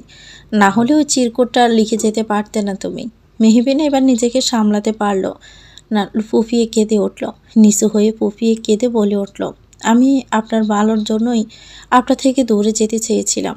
আমি তো সবসময় আপনাকে কষ্ট দেই, আপনার ঝামেলা বাড়াই, কিন্তু তার বদলে ভালোবাসা দিতে ব্যর্থ হয়েছি আমি আপনার ভালোবাসা ডিজার্ভ করিনি। আরহাম শুধু দীর্ঘশ্বাস ফেলে। মেহবিনের মুখশ্রী আলতো করে নিজের হাত দিয়ে শুইয়ে দিয়ে বলে, তুমি আমাকে ভালোবাসো কি না সেটা বড় কথা নয়। সব থেকে বড় কথা হলো আমি তোমাকে ভালোবাসি। আমি খুব ভালো করেই জানি আমি সঠিক মানুষটাকে ভালোবেসেছি। আমার প্রিয়সী তুমি। কি করে ভাবলে তোমাকে ছাড়া আমি অন্য কারোর সাথে নিজের জীবন জড়াবো? মেহবিন কান্না মিশ্রিত গলায় আরহামের দিকে তাকাতেই আরহাম মেহবিনের কপালে নিজের কপাল ঠেকিয়ে বলে, আর কতবার বোঝালে বুঝবে তুমি প্রেয়সী? তোমার আরহাম সাহেব শুধু তোমাকেই আজীবন ভালোবেসে যেতে চাই, সযত্নে আগলে রাখতে চায় তোমার হাতখানা। তুমি যদি জানতে প্রেয়সী, তোমার আরহাম সাহেবের মনে কতটার গহীনে তোমার বসবাস, তাহলে কেঁপে উঠত তোমার ভিতরের হৃদয়টা। কথাটি বলতে গিয়ে আরহামের গলা ধরে এলো, বেজে গেল আঁখি জোড়া। মেহবিন এখনও বুফাচ্ছে। খানিকটা বুফানি কণ্ঠে বলে উঠল, এত ভালোবাসার যোগ্য নই আমি আরহাম সাহেব। আপনি আমাকে বিয়ে করে আপনি শুধুই কষ্ট পাবেন। মেহবিনের বলা একই কথায় বারবার বিরক্ত হচ্ছে আরহাম। বিরক্তিতে না কুচিয়ে মেহবিনকে পুনরায় কোলে নিয়ে নিল। মেহবিন বরকে গেল। আরহাম মেহবিনকে ড্রেসিং টেবিলের সামনে বসিয়ে বলল, বুঝলাম তুমি আমাকে বিয়ে করার জন্য উঠে পড়ে লেগেছ, তাই এসব বাজে কথা বলছো যেন আমি রেগে এখন খুব তাড়াতাড়ি তোমাকে বিয়ে করে ফেলি, তাই না? ওকে, নো প্রবলেম, তোমার যা ইচ্ছে। আরহামের উদ্ভুত কথায় নাক ফুলালো মেহবিন। মাথাটা কেমন ঘোরাচ্ছে। সে কি বলল আর আরহাম তার উল্টোটা বুঝল। তাকে কোনো প্রকার বাণী ব্যক্ত করার সুযোগ না দিয়ে আরহাম গলা উঁচিয়ে কয়েকজন মেয়েকে ডাকল। তাদের দেখে মনে হচ্ছে তারা পার্লার থেকে আগত। আরহাম তাদের দেখেই বলল, আমার হবু বউকে একদম লাল টুকটুকে বউয়ের মতো সাজিয়ে তুলবেন। আর হ্যাঁ, কোনো বাড়ি মেকআপ দিবেন না, হালকাতেই আমার প্রেয়সীকে সুন্দর লাগে। আরহাম মেহবিনের দিকে তাকিয়েই কথাটি বলল। আর মেহবিন সে তো যেন গোরের মাঝে রয়েছে। মেয়েগুলো হেসে বলল, জি স্যার, আপনি কোনো চিন্তা করবেন না, আপনার হবু বউকে আপনার মন মতোই সাজিয়ে তুলবো আমরা। আরহাম রুম থেকে বেরিয়ে গেল। মেয়েগুলো তাদের সাজানোর কাজে লেগে পড়ে। মেহবিন চাইলেও আটকাতে পারল না। লাল টুকটুকে বেনারসি পরে আয়নার সামনে দাঁড়িয়ে আছে মেহবিন। মুখে হালকা সাজ থাকলেও মেহবিনের সৌন্দর্যকে দ্বিগুণভাবে ফুটিয়ে তুলেছে খুব নিখুঁতভাবে। মেহবিন আয়নায় নিজেকে দেখেই যেন চিনতে পারছে না। তার মনে অস্থিরতা কাজ করছে। মনে হচ্ছে এই বিয়ে না হলেই ভালো হবে। তার অস্থিরতাটাকে কাটাতে আরিয়ানের আগমন ঘটল। সে মেহবিনকে দেখে মুচকি হেসে বলল, বাহ রে, আজ যে আমার বেস্টুটাকে অন্যরকম সুন্দর লাগছে, ভাই তো চোখই সরাতে পারবে না। মেহবিন আরিয়ানের দিকে তাকিয়ে অনুনয়ের স্বরে বলল, আরিয়ান প্লিজ তুই আরহাম সাহেবকে বোঝা, উনি যা চাইছেন তা ঠিক নয়, আমি ওনার যোগ্য নই। মেহবিনের কথা শুনে আরিয়ান মেহবিনের মাথায় হাত বুলিয়ে বলে, এই মুহূর্তে এসব বাজে কথা বলার কোনো মানেই হয় না মিহু। আজকে কতটা স্পেশাল একটা দিন জানিস, আজ তোর এবং ভাইয়ের বিয়ে। বলছিলাম না একদিন কেউ একজন আসবে যে তোর জীবনকে আলোকিত করে তুলবে। হ্যাঁ, সেই সঠিক মানুষটি হলো তোর আরহাম সাহেব। তাকে এভাবে হারিয়ে ফেলিস না মিহু। সঠিক মানুষ জীবনে একবারই আসে, বুঝলি মিহু? আরিয়ানের কথা শুনে মেহবিন চিন্তায় পড়ে গেল। আরিয়ান আবারও বলল, তুই ভাইয়ের কাছে ঠিক কতটা বিশেষ তুই জানিস না মেহু। তুই ভাইয়ের প্রতিটি হাসির কারণ, প্রতিটি খুশির কারণ। তুই ভাইয়ের প্রেয়সী মেহু। ভাই তো তোর কাছে ভালোবাসা চাইছে না, শুধু তোকে সারা জীবনের জন্য পাশে চাইছে। এতটুকু কি তুই ভাইকে দিতে পারবি না মেহু? মেহবিন আরিয়ানের কথার কোনো উত্তর দেয় না, চুপটি করে বসে থাকে বিছানায়। আরিয়ান চলে যায়। মেহবিন ভাবতে থাকে যে মানুষটা তাকে নিঃস্বার্থভাবে এতটা আগলে রাখলো, এতটা ভালোবাসলো, তাকে কষ্ট দেওয়াটা কি ঠিক হবে আদৌ? মেহবিনের মনে হচ্ছে আরহাম কষ্ট পেলে তারও খুব কষ্ট হবে, অনেক কষ্ট হবে। সেই কষ্টের পরিমাণ হয়তো বলতে পারবে না মেহবিন। তখনই কারো পায়ের আওয়াজ শুনতে পেল মেহবিন। মেহবিন উঠে দাঁড়িয়ে দেখে আরহাম এগিয়ে আসছে। সাদা কালারের সাথে ম্যাচিং করে কিছুটা গোল্ডেন কালারের শেরওয়ানি পরেছে। এলোমেলো চুলগুলো কপালে এসে লেপ্টে রয়েছে, মুখে চমৎকার হাসি ঝুলিয়ে রেখেছে। আরহামকে দেখে যেন বড্ড তাকাতে ইচ্ছে করলো তার। লোকটা যেন আজ রূপে সকল মেয়েকে ঘায়েল করে রাখার জন্য প্রস্তুতি নিয়ে রেখেছে। অপরদিকে আরহাম মেহবিনের দিকে কিছুক্ষণ স্থির দৃষ্টিতে তাকিয়ে আছে।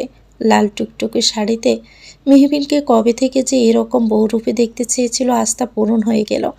মেহবিন ঘন ঘন পাপড়িগুলো বারবার পলক ফেলছে, ঠোঁট জোড়া কেমন কামড়ে ধরে রেখেছে, যা মেহবিনের প্রতি আরামকে দ্বিগুণভাবে মোহিত করে রাখছে। বৌরূপে তোমাকে এতটা মোহনীয় লাগে প্রেয়সী? আগে জানলে প্রতিদিন তোমাকে বউ সাজিয়ে নিজের ঘরে বসিয়ে সারাটা দিন ভরে দেখতাম। আরহামের এমন শীতল কণ্ঠে বলা কথা লজ্জায় শিউরে ওঠে মেহবিনের হৃদয়টা। তাকে আরহাম বুঝতে পারছে? আরহাম এবার মেহবিনের দিকে হাত বাড়িয়ে বলল, যদিও আমি বিয়েটা কিছুটা জোর খাটিয়ে করছি, তবুও এই শেষ মুহূর্তে এসে তোমার কাছে জানতে চাইছি, তুমি কি আমায় বিয়ে করবে প্রেয়সী? আগলে রাখতে দিবে বাকিটা জীবন? একটিবার হ্যাঁ বলে দেখো, আজীবন মনের রানী করে তোমায় রাখবো। একটিবার কি সুযোগ দিবে? আরহামের করাই গভীর অনুরোধক প্রতিহত করার আদৌ কোনো যুক্তি মেহবিনের কাছে নেই। সে কাঁপা কাঁপা হাতে আরহামের দিকে হাত বাড়িয়ে দেয়। আরহাম তৃপ্তির হাসি দিয়ে মেহবিনের হাত ধরে নিচে নিয়ে যায়। সকলেই মেহবিনকে একসাথে দেখে মুগ্ধ পানে তাকিয়ে থাকে। আরহাম মেহবিনকে স্টেজে নিয়ে আসতেই অব্র নিজের বিয়ের আসরে প্রাক্তন স্বামীকে দেখে কিছুটা বিচলিত হয়ে যায় মেহবিন। ব্যর্থ দৃষ্টিতে তাকিয়ে থাকে অব্রর দিকে। অব্রকে বর্তমানে যে কেউই আশা করেনি, তা সবার মুখে স্পষ্ট। অব্র মেহবিনের দিকে এগোতে নিলে মেহবিন আরহামের পিছনে চলে যায়। আরহাম মেহবিনের হাত শক্ত করে ধরে অব্র দিকে তাকিয়ে থাকে। অব্র অসহায় হয়ে বলে, মিহু তুই কি আমাকে ভয় পাচ্ছিস? নাকি আরহামকে বল, তুই এ বিয়েতে নিজে থেকে করছিস না তাই না? তুই তো আমাকে ভালোবাসিস, আরহামকে নয় তাই না? তোকে তো আরহাম জোর করে বিয়ে করছে, তুই ভয় পাস না মিহু, তোর অব্র চলে এসেছে। কথাটি বলে অব্র মেহবিনের দিকে হাত বাড়াতে নিলে আরহাম অব্রর হাত খপ করে ধরে জাজালো গলায় বলল, নিজের লিমিট ক্রস করবি না অব্র। মেহবিনের দিকে হাত বাড়ালে তোর হাত আমি ভেঙে গুঁড়ো গুঁড়ো করে ফেলবো। তুই কি ভেবেছিস এসব ড্রামা করে তুই আজ আমাদের বিয়েটা আটকাতে পারবি? একদমই না। অব্র বিদ্রুপের হাসি দিয়ে বলে, আমি জানি আমার মিহু আমাকে ভালোবাসে, তুই ওকে জোর করে কখনোই বিয়ে করতে পারবি না, আর না কখনো মেহুর ভালোবাসা পাবি। মেহু আমাকেই ভালোবাসে, আমি তাতে মেহুর সাথে যতই প্রতারণা করি না কেন, তাই না মেহু? মেহবিনের পক্ষে এবার নিজেকে আর নিয়ন্ত্রণ করা সম্ভব হচ্ছে না। রাগে থরথর করে কাঁপছে তার দেহ। সে আরহামের সামনে এসে অব্রর সামনাসামনি দাঁড়ায়। তারপর রৌষপূর্ণ দৃষ্টি অব্রর দিকে নিক্ষেপ করে বলে, ভালোবাসা? আর তোমাকে? তোমাকে কখনো ভালোবাসা যায় না অব্র, তোমাকে শুধু ঘৃণা করা যায়। আর তুমি আরহাম সাহেবের সাথে নিজের তুলনা করছো? আরহাম সাহেবের জায়গায় যেতে হলে তোমাকে একাধিকবার জন্ম নিতে হবে অব্র। অব্র মেহবিনের দিকে ছলছল দৃষ্টিতে তাকিয়ে খুব ভালো করে লক্ষ্য করে। আজ মেহবিনের চোখে শুধুমাত্র ঘৃণাই রয়েছে, কিন্তু একটা সময় সেই চোখে অব্র শুধু নিজের প্রতি ভালোবাসাই দেখতে পারত। সেসব কিছুর জন্য অব্র নিজেই দায়ী। পাশ থেকে 2-3 জন মহিলা একে অপরের দিকে তাকিয়ে আরহামের বাবা মাকে উদ্দেশ্য করে বলতে লাগলো, এ কেমন মেয়ে রে বাবা, এক ভাইকে ডিভোর্স দিয়ে আরেক ভাইকে বিয়ে করছে, আর আপনারাও এই মেয়েকে নিজের বাড়ির বউ করে নিয়ে আসছেন। আপনাদের মতো শিক্ষিত উচ্চবিত্ত উচ্চবিত্তশালী মানুষদের কাছে এমনটা আশা করিনি আমরা। আরেকজনও তাল মিলিয়ে বলতে থাকে, শুনেছিলাম আবার আরহামের ভাইয়ের বাচ্চা পেটে নিয়ে আরহামের বাচ্চা বলে চালিয়ে দিয়েছিল। এসব কি যুগ এসেছে রে, ছি। থাকে একজনের সাথে, আবার দোষ চাপায় আরেকজনের ঘাড়ে। এই মেয়ে চরিত্রের কোনো ঠিক নেই। মেহবিন কথাটি শুনে চুপ হয়ে যায়। শেষে কিনা তার চরিত্র নিয়েও তাকে এতগুলো বাজে কথা শুনিয়ে দিল। মেহবিনের চোখ ভিজে ওঠে। আরহামের বাবা মা কিছু বলার আগে আরহাম চিৎকার করে বলে, ব্যাস, অনেক বলে ফেলেছেন। আমার হবু স্ত্রীকে নিয়ে কোনো প্রকার বাজে কথা আমি আরহাম হাসান তালুকদার শুনব না। একটা মেয়ে সমাজে সবসময় অপমানিত হয়, প্রতারিত হয়, এ আপনাদের মতোই কিছু নিচু মন মানসিকতার নারীদের জন্যই। আপনারাই অব্রের মতো কিছু ঘৃণিত পুরুষদের সুযোগ করে দেন এভাবে অন্যায় করার জন্য। একটা ছেলে যতই অন্যায় করুক, দিন শেষে একটা মেয়েকে সব দোষ মাথা পেতে নিতে হয় কেন? সে একজন নারী বলে। তার স্বামী তার সাথে যতই প্রতারণা করুক, যতই অন্য নারীকে বিয়ে করুক, সে সবটা সহ্য করে যাবে? সে যদি সেই প্রতারককে পেলে আবারও নিজের জীবন নতুনভাবে শুরু করতে যায়, তাহলে আপনাদের মতোই কিছু নারীরা সে অত্যাচারিত নারীকে চরিত্রহীন তকমাটা মাথায় লাগিয়ে দিতে একটা ভারও পাবেন না, তাই না? আরহামের প্রতিবাদের সুরে বলা প্রতিটি কথা গায়ে কাটার মতো লাগলো মহিলাগুলোর কাছে। আরহামের বাবা এবার মুখ খুলে বললেন, শিক্ষার কথা বলছেন? সব থেকে বড় মুখ্য তো আপনারা। হাই সোসাইটিতে থেকেও মেন্টালিটি আপনাদের সেন্স হয়নি, আবার শিক্ষার কথা কোন মুখে বের করেন আপনারা?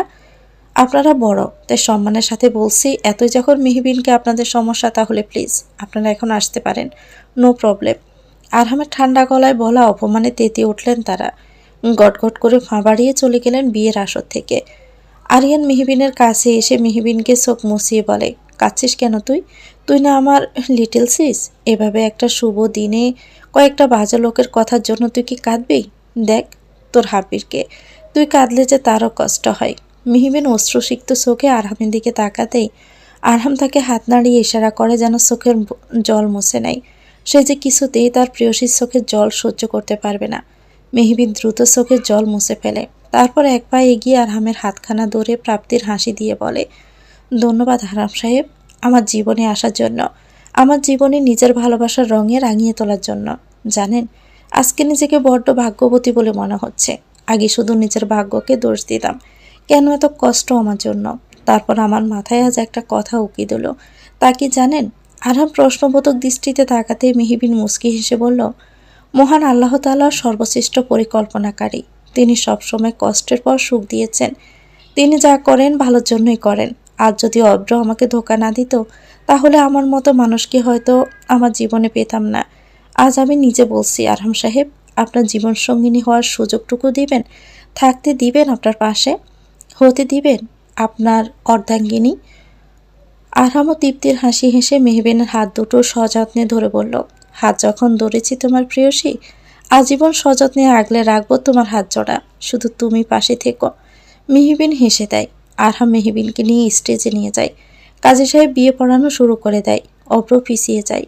দাঁড়িয়ে থাকা দায় হয়ে পড়েছে তার। সে খুব ভালো করেই বুঝতে পারছে তার এবং মায়েরা যখন বিয়ে হয়েছিল, তখন মেহবিনেরও কতটা কষ্ট হয়েছিল। নিজের চোখের সামনে ভালোবাসার মানুষকে অন্য কারো হতে দেখা অনেকটাই মরণ যন্ত্রণার সমান। আরহাম অব্রের অবস্থা খানিকটা বুঝতে পেরে ঠাট্টার ছলেই বলে, ভাই, তুমি কিন্তু আবার কোথাও যেও না, পেট ভরে বিয়ের খাবার খেয়ে যাবে। তাছাড়া তোমার তো অনেক দায়িত্ব আছে, তাই না? তুমি যেমন মেয়ে পক্ষের তেমনি ছেলে পক্ষের। মেয়ের খালাতো ভাই, আবার ছেলেরও চাচাতো ভাই। তোমার কি কম দায়িত্ব বলো? অব্র আরিয়ানের কথার কোনো জবাব দেয় না। সে জানে আরিয়ান তার মজা এখন খুব ভালো করেই নিচ্ছে। সে তো এক প্রকার ঠাট্টার বস্তু হয়ে গিয়েছে। আশিক ও রাহেলাও আরিয়ানের সাথে তাল মিলিয়ে বলে, কি অব্র ভাই, দেখতেছেন তো আমাদের আরহাম ভাই এখন আপনার সামনে দিয়ে আমাকে বাবিরে বিয়া কইরা লইয়া যাইব, আর আপনি বৈশা বৈশা ছায়া ছায়া দেখবেন আর লুচির মতো ফুলবেন। কথাটি বলে আশিকা এবং রাহেলা অব্রকে আঙ্গুল দিয়ে কাঁচকলা দেখায়। অব্র রাগে অপমানে কষ্টে বেরিয়ে যায়। মেহবিনকে অন্য কারো হতে সে দেখতে পারবে না। অব্র চলে যেতে আরিয়ান, রাহেলা এবং আশিক পিক করে হেসে দেয়। কাজী সাহেব বিয়ের কার্যক্রম শুরু করে দেয়। প্রথমে তিনি মেহবিনকে কবুল বলতে বলে। মেহবিন আরহামের দিকে স্মিত হেসে নির্দ্বিধায় কবুল বলে দেয়। আরহামও পটাপট করে অতি দ্রুততার সাথে কবুল বলে দেয়। সবাই একসাথে আলহামদুলিল্লাহ বলে। মেহবিন এবং আরহামের বিয়ের মতো স্নিগ্ধ এবং পবিত্র বন্ধনে নিজেদের আবদ্ধ করে ফেলে সারা জীবনের সাথে।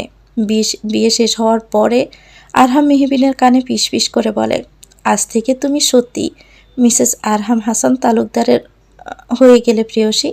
মেহবিন লজ্জায় মাথা নিচু করে ফেলে। সেই লজ্জা মাখা মুখশ্রীর দিকে তাকিয়ে আরহাম অদ্ভুত মুগ্ধতা নিয়ে তাকিয়ে থাকে। বিয়ের অনেকটা সময় পরেই পারিয়া আসে। তার আজকে পরীক্ষা ছিল, তাই আসতে কিছুটা দেরি হয়ে যায়। পারিয়াকে দেখে কিছুক্ষণের জন্য স্থির হয়ে দাঁড়িয়ে থাকে আরিয়ান, কেননা আজ প্রথমবার সে পারিয়াকে শাড়ি পরতে দেখেছে। গোলাপি রঙের শাড়ি পরেছে পারিয়া, বেশ মিষ্টি লাগছে পারিয়াকে। পারিয়া আরিয়ানকে দেখে আরিয়ানের সামনে আসে। পারিয়াকে দেখে আরিয়ানের ঘোর কাটে। পারিয়াকে দেখে আরিয়ান তড়িগড়ি করে বলে, এত লেট হলো যে? এক্সাম ছিল তো তাই, তার মধ্যে আবার ট্রাফিক জ্যাম, তাই দেরি হয়ে গিয়েছে। বিয়ে কি হয়ে গেছে? কিছুক্ষণ আগেই হয়ে গেল। পারিয়া মন খারাপে সুরে বলে, ইস, আমি তাহলে মিস করে গেলাম। যাই বলো, আজকের বিয়ের আসরটাতে আরেকটু আলোকিত করতে বোধহয় এই ভেবে ভয়ঙ্করী রূপ ধারণ করেছ তুমি। আরিয়ানে দুষ্টমিতে চলা বলা কথাটা বুঝতে পেরে পারিয়াও মুচকি হেসে বলে, কিন্তু আমার দিকে কি কারো লক্ষ্য আছে আরহাম সাহেব? বিয়ে বাড়ির মেয়েদের নজর এখন আরহাম ভাইয়া এবং আপনার উপরেই। এভাবে গোল্ডেন শেরওয়ানি পরে তামিল হিরোদের মতো না আসলে বুঝি আপনার হতো না? আরিয়ান পারিয়া দিকে ঝুঁকে বলে, আর ইউ জেলাস? পারিয়া মুখ ঘুরিয়ে মুচকি হাসে। পারিয়া এবং আরিয়ানকে অনেকক্ষণ ধরে লক্ষ্য করছেন আরহামের মা। তালুকদার বাড়ির নিয়ম, বিয়ের স্টেজ থেকে বাড়িতে প্রবেশ করার সময় নতুন বউকে কোলে নিয়ে বরকে বাড়িতে প্রবেশ করাতে হবে। যথারীতিতে আরহাম মেহবিনকে কোলে নিয়ে বাড়িতে প্রবেশ করে। যদিও মেহবিনের লজ্জা অনুভব হচ্ছিল, বাড়িতে প্রবেশ করার সঙ্গে সঙ্গে তাদের উপর ফুলের বর্ষণ হয়। বউরূপে আরহামের রুমে বসে আছে মেহবিন। চারদিকে বিভিন্ন ফুল দিয়ে সাজানো হয়েছে তাদের বাসর ঘর। আজ থেকে মেহবিন আরহামের সত্যিকারের বউ। মেহবিন কখনো ভাবেনি তার জীবনে এমন খুশির মুহূর্ত আসবে। বাহিরে আরিয়ান এবং আরহামের কাজিনরা আরহামকে ঢুকতে দিচ্ছে না। তাদের বাসমতে টাকা না দিলে বাসর ঘরে ঢোকা যাবে না। মেহবিন ভাবলো এবার একটু চেঞ্জ করে নেওয়া দরকার। তাই মেহবিন খাট থেকে নামতে নিলেই ঘরের সব লাইট বন্ধ হয়ে যায়। মেহবিন ঘাবড়ে যায়। গর্ভবতী অবস্থায় ডিভোর্স পেপার হাতে নিয়ে অব্রর বাড়ির সামনে দাঁড়িয়ে আছে মায়রা। সে আজ নিজের মনকে হাজারো বার ক্ষতবিক্ষত করে বুঝিয়েছে অব্র তার নয়। অব্র শুধু মেহবিনকে ভালোবাসে। তাহলে মিশিমিশি বিয়ের মতো সম্পর্কটা বয়ে চলার কোনো মানেই হয় না। মায়েরা খুব ভালো করে বুঝতে পারছে অব্রর কাছে তার কিংবা তার সন্তানের কোনো মূল্যই নেই। তাদের বিয়েটাও এখন অব্রর কাছে বোঝা মাত্র। তাই মায়েরা উকিলের সাথে কথা বলে তাদের ডিভোর্স পেপারটা তৈরি করে ফেলেছে। এখন শুধু অব্র সাইন করে দিলে ডিভোর্সটা হয়ে যাবে। অব্র আজীবনের জন্য মায়রা থেকে মুক্ত হয়ে যাবে। মায়রা একবার ভাবলো ছুটে গিয়ে অব্রর রুমে গিয়ে ডিভোর্স পেপারটা দিয়ে আসবে, কিন্তু অব্রর বাড়িতে যাওয়ার সাহসটুকু তো তার আসছে না। কতটা স্বপ্ন, কতটা আশা নিয়ে অব্রর সাথে অব্রর বাড়িতে প্রবেশ করেছিল, আজ তা নিমিষে শেষ হয়ে যাবে। মায়রার কপালে বিন্দু বিন্দু ঘাম এসে জমাট বাঁধে। বুকের ভিতরে জ্বর বইতে থাকে। তবুও মায়রা নিজেকে শক্ত করার প্রয়াস করে। অব্র দেওয়ালে মাথা ঠেকিয়ে বসে থাকে। চোখে কেমন জল এসে জমাট বেঁধে রয়েছে, একটু হলে যেন গড়িয়ে পড়বে। অব্র জোরে শ্বাস নিয়ে মেহবিনের ছবিটা নিয়ে আপন মনে বিড়বিড় করতে থাকে, মিহু, একটা ভুলের জন্য তুই আমাকে এত বড় শাস্তি দিলি। আরহামকে বিয়ে করে নিলি মেহু, কেন করলি? আমার যে বড্ড কষ্ট হয় রে। এই সীমাহীন কষ্ট লাঘব করব কিভাবে? ঈশা বেগম তড়িগড়ি করে ছেলের কাছে ছুটে এসে বললেন, অব্র বাবা, তোকে এতটা দুর্বল কেন লাগছে? তুই ঠিক আছিস তো? অব্র জোরালো কণ্ঠে বলল, মা, আমি ঠিক আছি। আমাকে নিয়ে এতটা চিন্তা করো না তুমি। ছেলের মুখ দেখে খুব ভালো করে ঈশা বেগম বুঝতে পারছেন ছেলে তাকে মিথ্যে বলছে। ছেলের মিথ্যে বুঝতে পেরে ঈশা বেগম তার ছেলের কপালে হাত রেখে কাঁপে ওঠেন, কেননা অব্রর কপাল আগুনের মতো গরম হয়ে উঠেছে। ঈশা বেগম থার্মোমিটার দিয়ে ছেলের জ্বর মেপে দেখলেন প্রায় 100 ডিগ্রির উপরে জ্বর। ছেলের এত ঘাড় কাঁপানো জ্বর দেখে মুহূর্তে চোখে জল চলে আসলো ঈশার। বাসর ঘরে হঠাৎ সব লাইট বন্ধ হয়ে যাওয়ায় মেহবিনের মনে কিছুটা আতঙ্ক এসে হানা দেয়। সে চটজলদি উঠতে নিলে অনুভব করে তার ঘাড়ে কারো ঘন ঘন নিঃশ্বাস উপসে পড়ছে। মেহবিন স্থির হয়ে দাঁড়িয়ে থাকে কিছুক্ষণ। নিঃশ্বাসের শব্দে সে টের পেয়ে যায় পিছনে থাকা ব্যক্তিটি আর অন্য কেউ নয়, স্বয়ং তার আরহাম সাহেব। আরহাম তার হাত ধরে আস্তে আস্তে ধরে বারান্দার দিকে নিয়ে যেতে থাকে। চারদিকে শুধু ঘন কালো অন্ধকার, শুধু চাঁদের আলো এসে বারান্দাটাকে নিজের আলো দিয়ে আলোকিত করেছে। হাতে কোনো কিছুর স্পর্শ পেতে মেহবিন চোখ পিটপিট করে দেখে আরহাম হাঁটু গেড়ে ডায়মন্ডের আংটি মেহবিনের আঙ্গুলে পরিয়ে দিচ্ছে। ছোট্ট ডায়মন্ডের পাথরের আংটিটা অদ্ভুত সুন্দর লাগছে মেহবিনের অনামিকায়। আরহাম হাঁটু গেড়ে মেহবিনকে বলল, পছন্দ হয়েছে? মেহবিন স্মিত হেসে বলে, একদম। আরহামও ঠোঁটে চমৎকার হাসি ঝুলিয়ে বলে, জানো প্রেয়সী, আজ আমি ইচ্ছে করেই আমাদের ঘরের সব লাইট বন্ধ করে দিয়েছি। আজ পূর্ণিমার চাঁদ উঠেছে, দেখেছ? আজ যেহেতু আমাদের বাসর রাত, তাই এই রাতে তোমাকে আমি কি নর্মালভাবে দেখতে পারি? আমি তাই ভাবলাম আমি আমার প্রেয়সীকে এই বিশেষ রাতে চাঁদের আলোতে দেখব। মেহবিন মাথা নিচু করে ফেলে। আরহাম মেহবিনের হাতে নিজের হাত রেখে মুগ্ধ গলায় বলে, চাঁদের আলোয় তোমার মুখশ্রীটা কতটা মায়া, কতটা স্নিগ্ধতা ধরা দিচ্ছে, তা যদি তুমি একবার দেখতে, তাহলে নিজের মুখশ্রীতে নিজেই প্রেমে পড়ে যেতে। আজ আমি বারবার প্রেমে পড়ে যাচ্ছি নিজের সদ্য নববধূকে দেখে। মেহবিন আরেক দফা অবাক হয়ে যায়, লজ্জা পেয়ে যায় আরহামের শীতল কণ্ঠে বলা মধুর বাণী শুনে। আরহাম আরেকটি প্যাকেট মেহবিনের হাতে ধরিয়ে দেয়। মেহবিন প্রশ্নবোধক দৃষ্টিতে আরহামের দিকে তাকাতেই আরহাম মিষ্টি হেসে উপহার দিয়ে বলে, খুলে দেখো, আরেকটা গিফট তোমার জন্য। মেহবিন বেশ কৌতূহল নিয়ে প্যাকেটটা খুলেই দেখে একটি ছবির ফ্রেম। ছবির ফ্রেমটা দেখে চোখের পানি নিজের বাঁধ ভেঙে গলা বেয়ে বেয়ে মেঝেতে গড়িয়ে পড়ছে। কেননা ছবির ফ্রেমে আরহাম, মেহবিন এবং মেহবিনের ছোট্ট মেয়ে সন্তানটি রয়েছে, যাকে আরহাম এবং মেহবিন একসাথে কোলে নিয়ে দাঁড়িয়ে আছে। ছোট্ট বাচ্চাটা ছবিটাতেও তোয়ালে মোড়ানো রয়েছে, চোখ বুজে আছে, মুখটা অস্পষ্ট। যেমনটি আরহাম হসপিটালে দেখেছিল ঠিক তেমনটি ছবিটি এঁকেছে। আরহামের নিখুঁত শিল্পীর ফলে ছবিটাকে জীবন্ত মনে হচ্ছে। মেহবিন চোখ বন্ধ করে ছবিটাতে জড়িয়ে ধরে বুকের মাঝে। আরহাম এগিয়ে এসে মেহবিনের চোখের জল মুছে বলে, একদম কাঁদবে না কিন্তু। আমি আগেও বলেছি আমার প্রেয়সীর চোখের জল আমি সহ্য করব না। যখনই বেবির জন্য মন খারাপ করবে তখনই ছবিটা বের করবে, কেমন? মেহবিন সঙ্গে সঙ্গে আরহামকে জড়িয়ে ধরে বলে, ধন্যবাদ আরহাম সাহেব, এতটা মূল্যবান উপহার দেওয়ার জন্য। আরহাম এবার মেহবিনের কানের কাছে গিয়ে শীতল কণ্ঠে বলে, আমারও কিন্তু গিফট পাওনা রইল তোমার কাছে। আরহামের শীতল কণ্ঠে বলা বাণীটা মেহবিনের ভিতরে যেন তোলপাড় সৃষ্টি করে দিল মুহূর্তেই। কি কি উপহার? খানিকটা কাঁপা কাঁপা গলায় মেহবিন কথাটি বলতেই আরহামের মেহবিনের দিকে এগিয়ে আসতে নিলে মেহবিন তৎক্ষণাৎ নিজের হাত দিয়ে শাড়িটা খামচে ধরে। মনে মনে তার অদম্য ভয় জন্ম নেয়। আরহাম কি আজকে মেহবিনের কাছে তার স্বামীর অধিকার চেয়ে বসবে? কিন্তু মেহবিন তো এখনও সম্পূর্ণরূপে তৈরি নয়। কিন্তু তার তো সময়ের প্রয়োজন। তা কি আরহাম বুঝবে? মেহবিনকে সম্পূর্ণরূপে অবাক করে দিয়ে আরহাম মেহবিনের কপালে ভালোবাসার স্পর্শ এঁকে দেয়। তারপর নরম গলায় নিজের প্রেয়সীকে বলল, এই অধিকারটুকু আমাকে তোমার দিতেই হবে প্রেয়সী। কি দিবে তো? মেহবিন চোখ বন্ধ করেছিল আরহামের ঠোঁটের স্পর্শে। তার শরীরে অনুভূতিগুলো কেমন দুলে উঠছিল। তারপর মেহবিন চোখ বন্ধ রেখে আলতো হাসে, যার অর্থ সে এইটুকু অধিকার তার আরহাম সাহেবকে দিয়েছে। আরহাম আবারও মেহবিনকে কোলে তুলে নিল। তারপর ফুলের বিছানায় মেহবিনকে বসেই কিছুক্ষণ চুপ থেকে বলে, প্রেয়সী, আমি আগেও তোমাকে বলেছি, এখনও বলছি, আমি তোমাকে শুধু নিজের পাশে পেতে চাই সারাটা জীবন। তোমার হাতটা ধরতে চাই। তুমি কখনো আমাদের বিয়েটাকে বোঝা মনে করো না। এই বিয়েটা হলেও কখনো আমি তোমার কাছে নিজের স্বামীর অধিকার কিংবা ভালোবাসা চাইব না। তাই এতটাও নার্ভাস হওয়ার কোনো দরকার নেই। তুমি আমার পাশে থেকো, দ্যাটস এনাফ। আরহামের কথা শুনে মেহবিন কিছুটা ভরসা পেল। তাহলে আপাতত গুড নাইট মিস থুরি, মিসেস মেহবিন আরহাম হাসান তালুকদার।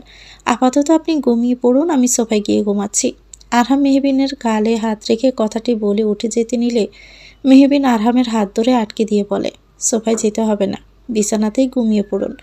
আমার স্বামীর প্রতি আমার এটুকু ভরসা আছে যে সে বিনা অনুমতিতে এমন কিছু করবে না যাতে আমি অপ্রস্তুত হয়ে পড়ি। আরহাম আবার কিছুক্ষণ চুপ থেকে মেহবিনকে শক্ত করে জড়িয়ে ধরে বলল, ভালোবাসি তোমাকে, আজীবন ভালোবাসতে চাই। আমাকে কখনো ছেড়ে যেও না, না হলে তোমার আরহাম সাহেব যে বড্ড একা হয়ে যাবে। তুমি হিনা ছন্ন ছাড়া হয়ে যাবে তার জীবন। আরহামের আবেগমাখা কথায় মেহবিন আরহামের বুকে মাথা রেখে দিল পরম শান্তিতে। অব্র জ্বরের করে বিড়বিড় করতে লাগলো, মা, আমি তো মিহুকে অনেক ভালোবাসি, তবু মিহু আমার কেন হলো না? অন্য কারো হয়ে গেল নিমিষেই। সে যে কি কষ্ট রে মা, মরণ যন্ত্রণা থেকেও বড্ড কষ্টকর। ছেলের মুখে এমন কষ্টকর করুণ সুরে বলা আর্তনাদে বুক কেঁপে উঠল ঈশা বেগমের। নিজেকেই তিনি দোষতে লাগলেন ছেলের এমন পরিণতির জন্য। অব্র আবারও চটজলদি বলে উঠল, না মা, মিহু তো কোনো দোষ নেই, সব দোষ আমার। আমি এতটাই খারাপ, এতটাই পাপী যে আমাদের সন্তানটাও পৃথিবীর আলো দেখতে পারল না। না, মিহু একদম ঠিকই করেছে। আমার মতো প্রতারক মিহু যেন কারো ভালোবাসায় রিজার্ভ করে না। ঈশা বেগম অব্রর কপালে আবারও হাত দিলেন। না, জ্বর বেড়েই চলছে, ডাক্তারকে এখন ডাকতেই হবে। অব্র এখন তার নিজের অবস্থায় নেই। কথাটি ভেবে ঈশা বেগম দ্রুত ডাক্তার ডাকতে চলে গেলেন। ঈশা বেগমের যাওয়ার পানে এক পলক তাকিয়ে অব্র আবারও দেওয়ালে পিঠ ঠেকিয়ে বসে। কতটা বিষাদময় হয়ে উঠেছে তার জীবনটা। কি ভয়ঙ্কর বিষাদময় জীবন। ঈশা বেগম চলে যেতে মায়েরা ঘরে প্রবেশ করে। অব্রকে দেখে তারও প্রচণ্ড কষ্ট হয়। অব্রর কাছে সে যেতে চাইলেও যেতে পারে না। যদি অব্র তাকে কাছে দেখে দূর দূর করে তাড়িয়ে দেয়, তখন অব্র তো এখন তাকে সহ্যই করতে পারে না। মায়েরা দূর থেকে বলে, আমি ডিভোর্স পেপারটা নিয়ে এসেছি অব্র, আমি সাইন করে দিয়েছি, তুমি সাইন করে দিও, তাহলেই তুমি আমার থেকে আজীবনের জন্য মুক্তি পেয়ে যাবে। খুব স্বাভাবিকভাবে কথাটি বললেও মায়রার কথায় স্পষ্ট লুকায়িত ছিল অব্রর জন্য এক সমুদ্র পরিমাণ অভিমান।